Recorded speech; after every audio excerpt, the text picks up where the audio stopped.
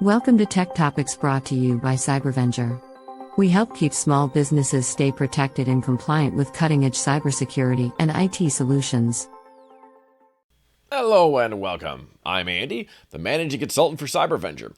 Today we're going to do another one of our deep dives into the 110 controls of the NIST 800-171 standard. For those that don't know, that standard applies to anyone doing business with the Department of Defense or other federal agencies as well that contain or produce controlled unclassified information. So don't think so much missile guidance system, think more battery cable for an Abrams tank kind of items. Anyway, this particular control is 3.3.7, and it talks about audit logging, which is part of the series in the section that we're talking about, but specifically controlling the timestamps. If you look down here, it says specifically, provide a system capability that compares and synchronizes internal system clocks with an authoritative source to generate timestamps for audit records. So the idea is that if you're going to have an event log, capture things that are happening, which of course you want that, you're going to need to know what time something occurs. And if you have multiple logs from multiple sources, which typically you would in a network, you have a firewall, you have the Windows, you have maybe something from an application, whatever.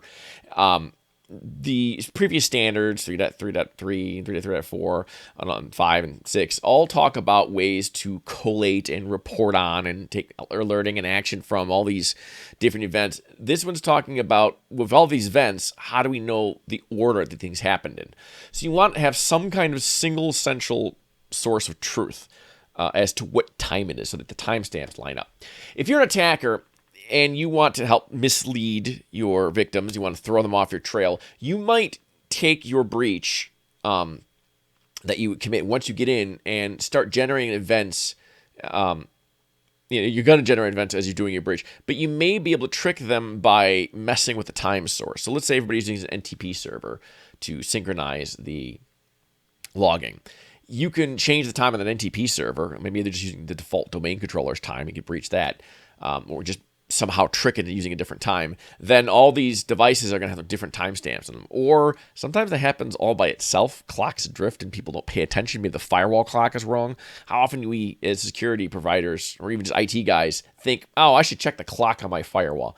It's kind of a back burner item, but really this control says, no, it needs to be a front of the mind sort of item. You need to specifically focus on, it's a requirement. One of the 110 requirements we have is to make sure that you get good time synchronization and proper time stamps.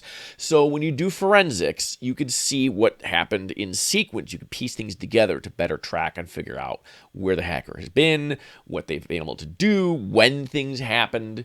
Let's say you didn't have a particular database online that has all kinds of sensitive information until Wednesday.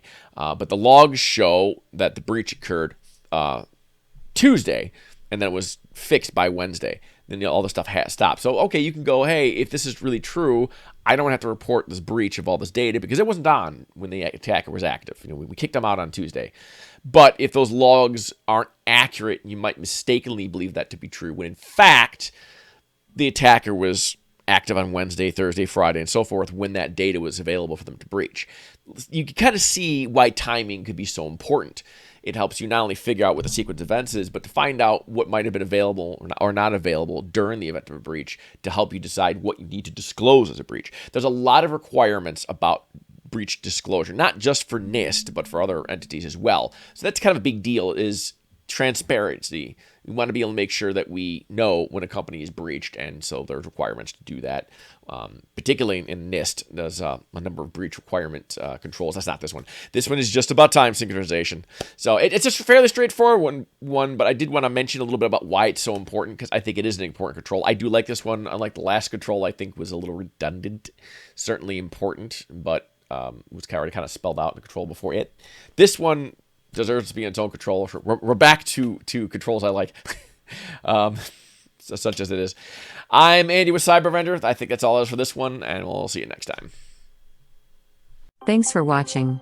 We hope this video has provided valuable information to you. Be sure to share this video with other small business owners to spread the word about the importance of cybersecurity. As always, don't forget to like and subscribe for more videos like this. If you want more information about cybersecurity, visit us at www.cybervenger.com.